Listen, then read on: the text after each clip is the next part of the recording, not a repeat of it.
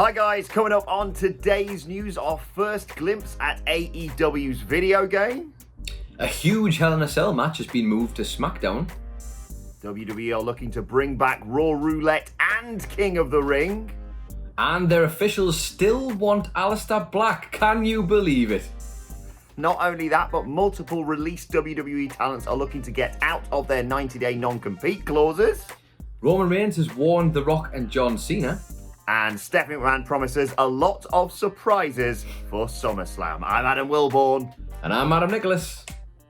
And this is today's bumper news. So let's dive straight in with that bumper footage from the new AEW video game. First glimpse of this, it was released like a 30-second clip on AEW Games' Twitter account overnight. Kenny Omega voicing it with some footage of Darby Allin being his usual reckless coffin-dropping self.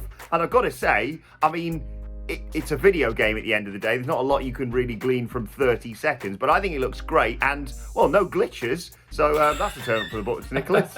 It is, but then where are they going to get the content from when they do those 30-minute compilations of all the glitches? I mean, they haven't thought this through, have they? Yeah, Kenny Omega talking about this, talking more about his, I think it's called the 2-point show, or whatever it is that he presents. But certainly, yeah, I mean, we really should get someone like Scott Telford on for this, because I've no idea how to analyse video games. I just go, yeah, it looks good. But it does genuinely look really fluid, and I'm very excited about a good wrestling video game. 2K has been great. It's just the last few years, I would agree. This looks like a game that fans want to see. Who would have thought of that? AEW catering to their fans again. What a weird concept that is. Shall we move on, though, to our next story? Yeah. We have a big one. It's the huge match from Hell in a Cell that has been moved to tonight's SmackDown. And it's definitely happening. Definitely. Maybe. Yes. No, this is official. WWE have announced that the Hell in a Cell match between Rey Mysterio and Roman Reigns will be happening on tonight's SmackDown. This started because Rey Mysterio fired out a tweet, as all good bits of promotion should happen. It's basically saying to Roman, it's eating me up inside. I can't wait any longer. I want the Hell in a Cell match tomorrow night at Roman Reigns at Heyman Hustle. Sure enough, of course, the big dog didn't take long to respond. Sunday, Friday, any day makes no difference to me. This sounds like me trying to figure out what I'm going to eat. It's just like, any day, doesn't matter, I'll eat.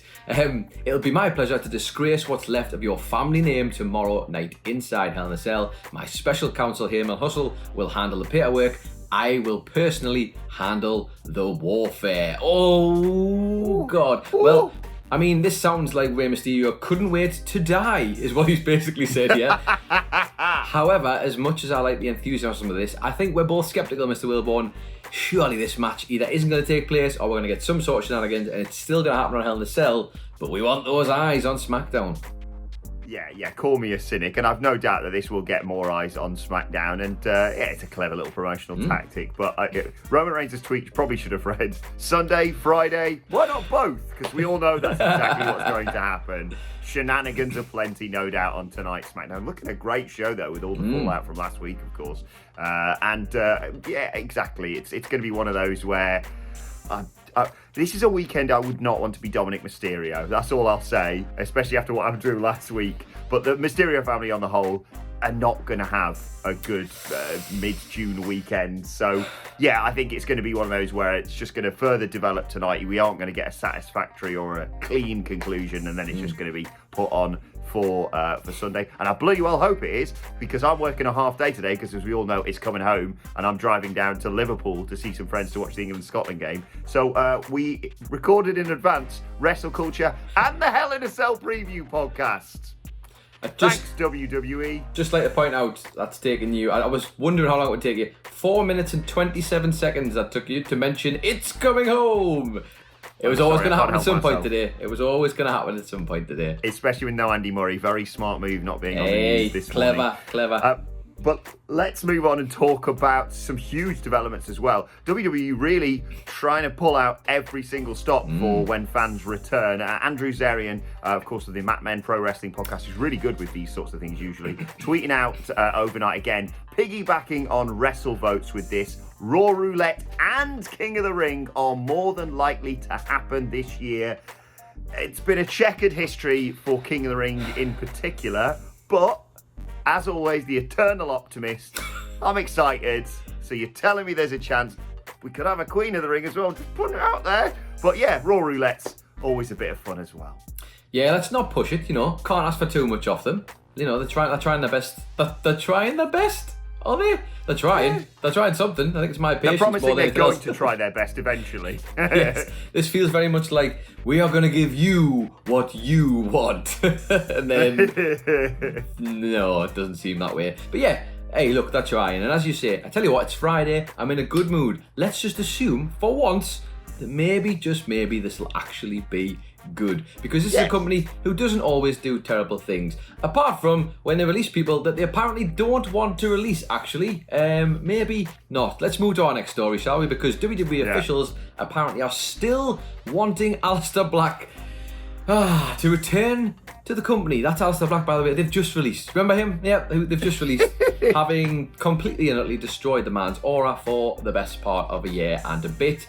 Yes. Not great this, but here we are. PW Insider are reporting that there's some some whispers backstage that this is still very much on the cards. I'll just read you the quote here. They said there continues to be a lot of talk internally, all the way up to the top WWE executives, that the release of Aleister Black was a premature decision. Who would have thought it? There's been talk in recent weeks about AEW interest in him, which has sparked some additional discussion inside WWE. Whether they pull the trigger on this, similar to what Triple H has done with Samoa Joe or not, remains to be seen, but there continues to be second guessing about cutting him after spending time on rebooting his character. Adam Wilborn. I mean, there's a lot in here. What this translates to me as, I know it's Friday and I said we're going to try and be positive, but what I'm reading here is, we don't want him to go to AEW, we don't know what to do with him, but we really don't want him to go there, so maybe we'll just bring him back. Yeah, I mean, I'm not surprised WWE officials want Aleister Black back. He's an incredible wrestler. Really good. Probably also get the likes of, and not to just single them out, but people like Buddy Murphy and Ruby Riott. Didn't need to release them. He didn't really need to release anyone for budget cuts, but anyway, it's not the time to talk about that. But I just love the fact that, according to recent reports, at the bare minimum, Samoa Joe, Aleister Black and Zelina Vega were told, "You're fired," and then got told, "Oh, actually, do you want to come back? We changed our minds." Ridiculous this. We've reported on these sorts of things quite a lot. And like you say, as soon as AEW starts sniffing around them, it's the kid in the nursery, isn't it? Yep. Like, I don't want to play with that toy anymore. Wait, you want to play with it? No, give it back. So, I mean, if they bring him back and do something good with, all I want is Aleister Black to be given a decent platform to demonstrate how much of a mint wrestler he is. I don't care where that is, but don't have him do spooky bollocks in a cupboard anymore. How about that, anyway? But the thing is, this isn't the only story we're reporting on today about released WWE talent. Slightly different on this. This one being reported by Fightful Select. Apparently, multiple WWE talents released this year have been talking with WWE about basically foregoing their 90-day non-complete clause. Some of them saying, can I just please start wrestling right now, basically, or can I start wrestling a few days before it was meant to expire? And apparently these are being received pretty well by WWE. Talent relations boss John Laurinaitis, in charge of all this, rumours saying that he's actually open to this. And just to keep you up to date, for those released in June, their 90-day non-compete clause would expire on the 31st of August. That's a Tuesday. And those released in April, that would expire on a Wednesday of all days, July 14th. So, I mean, if you're going to debut at, say, I don't know, All Out, it doesn't really matter because that's, I think, 5th of September.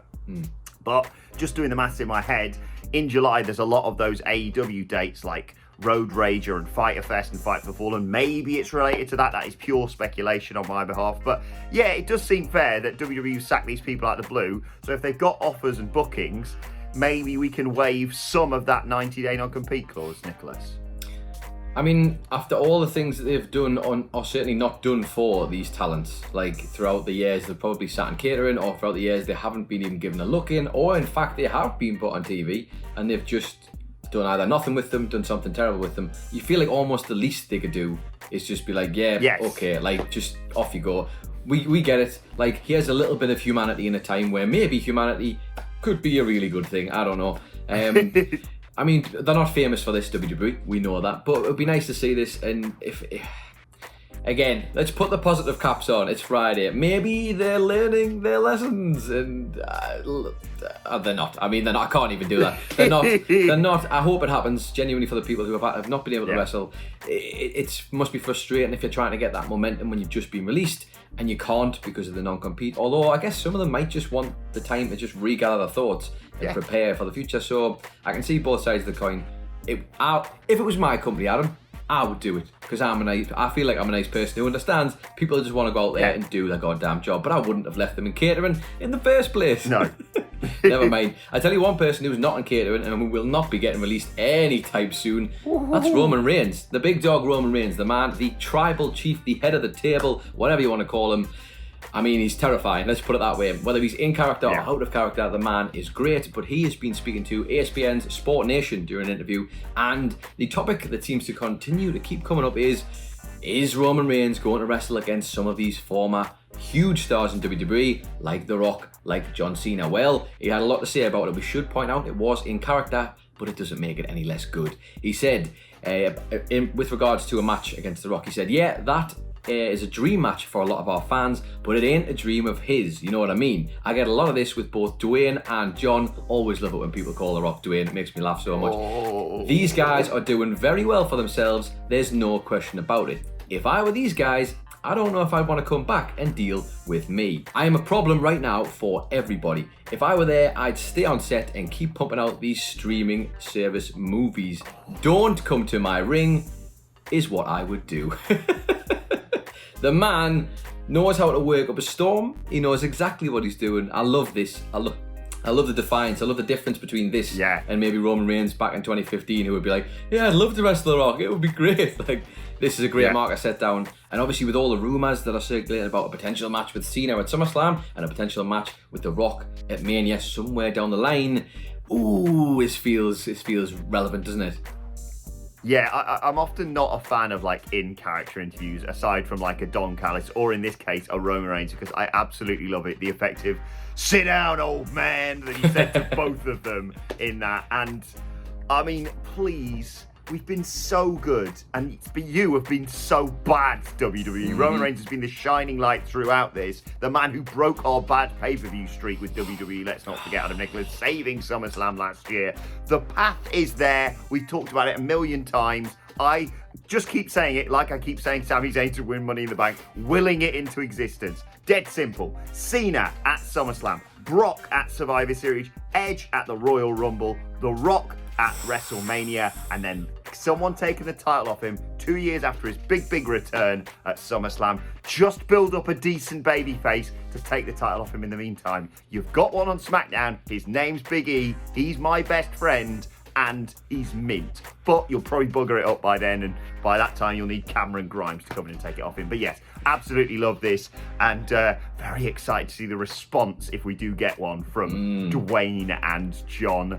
Talking of SummerSlam, the final story of today in today's bumper news, Stephanie McMahon, she's going to headline. No, she has been talking with Yahoo Finance recently and teased something big, basically, for this year's SummerSlam. Of course, it's going down at Allegiant Stadium in Las Vegas, Nevada. Going to be huge. I think it's like 40-odd thousand capacity, if reports are to be believed. And speaking to Yahoo Finance, McMahon said, "Ever since Ronda Rousey broke my arm, I have a little PTSD, so I'm not sure when you're going to see me in the ring anytime soon, thank God for that. But I guarantee for SummerSlam, there is going to be a lot of surprises."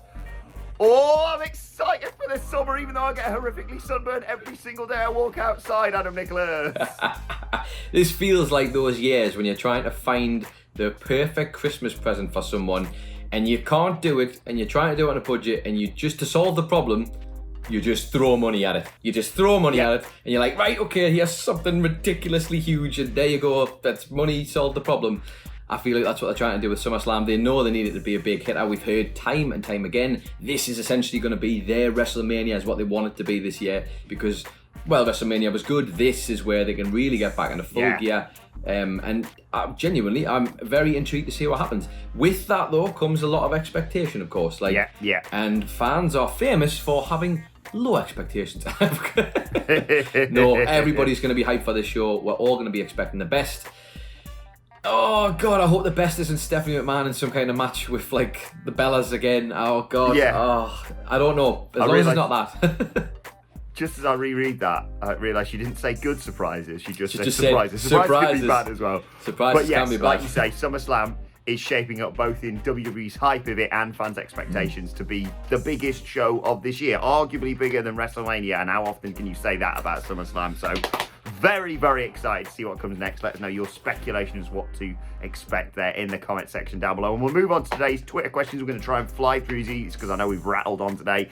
First question today comes from Fraser Cranium, who says, morning lads, what do you say about celebrities guesting in AEW? I ask because I have the perfect idea.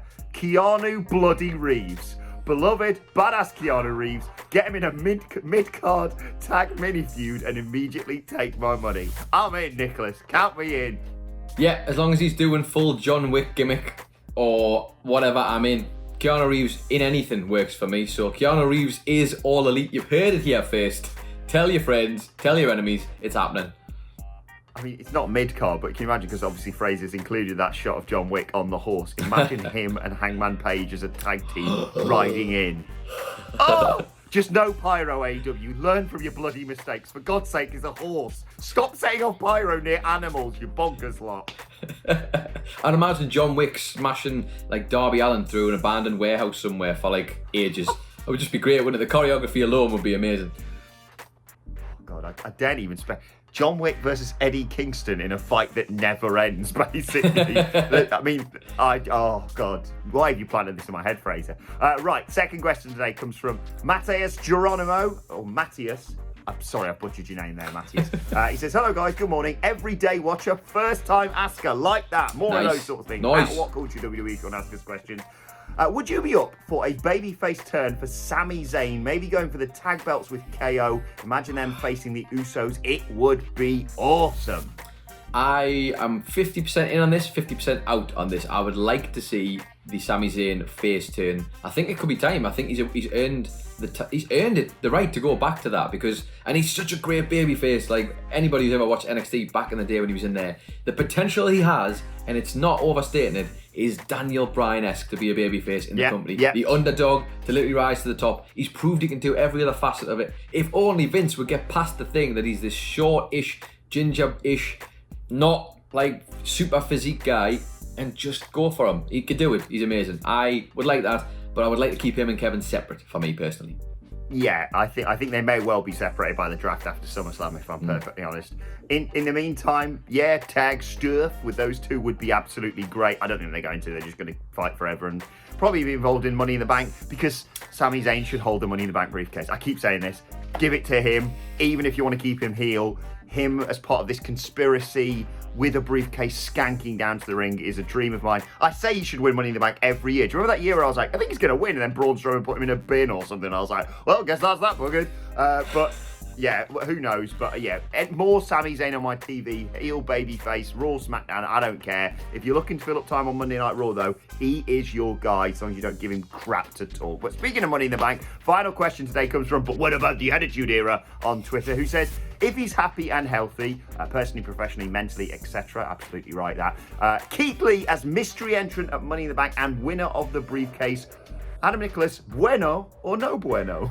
Oh, I like the sound of it. I do like the sound of it. Although I have to say, I am contractually obliged to be Team Wilborn and say that Sami Zayn has to win the briefcase. I do agree with that. But Keith Lee returning in any sort of shock capacity and getting to be Keith Lee and getting to be happy and healthy, as you pointed out there, is something I would like to see very much. The guy is a great dude by all accounts. Across the board, not a bad word said about the man. Get him back. Do something amazing with him. It's not difficult. He could make anything work. Just let him have a chance, man.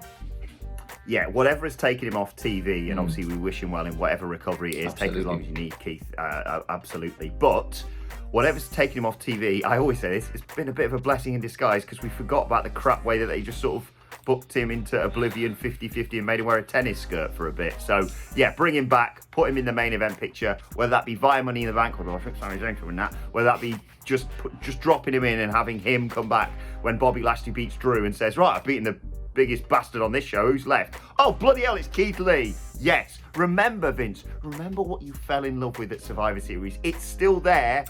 Just let him be himself, for Christ's sake. Anyway, let's move on to today's and finally. I did just initially have the words "it's coming home" written down here, but I'm going to not do that as today's and finally. It's just something lovely I saw very briefly earlier on today on Squared Circle. Kairi Sane, the lovely Kairi Sane. Aww. God, do we miss her.